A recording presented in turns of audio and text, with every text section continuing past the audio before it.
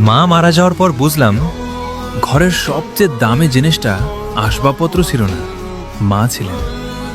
এখন বাড়িতে ঢুকলে কেউ আর বলে না বাবা খেয়ে নিস। জ্বর এলে কেউ কপালে হাত রেখে বলে না কেমন লাগছে। রাতে দেরি করে ফিরলেও কেউ দরজায় দাঁড়িয়ে অপেক্ষা করে না। মোবাইলে হাজারটা নম্বর আছে, কিন্তু মা নামের নম্বরটায় আর কোনোদিন ফোন যাবে না। আজও অনেক সময় ভুল করে ফোনটা হাতে নিই, মনে হয় একবার ফোন দিই। তারপরে মনে পড়ে যে মানুষটার কণ্ঠ শুনতে চাই তিনি আর এই পৃথিবীতে নেই।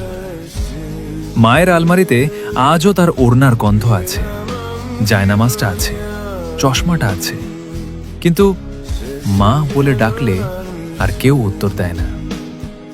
মানুষ বলে সময় সব কষ্ট ভুলিয়ে দেয়, কিন্তু তারা জানে না মাকে হারানোর কষ্ট সময় কমায় না, শুধু মানুষ কাঁদতে কাঁদতে হাসতে শিখে যায়। যদি আপনার মা এখনো বেঁচে থাকেন, আজই গিয়ে তাকে জড়িয়ে ধরুন, বলুন মা আমি তোমাকে অনেক ভালোবাসি।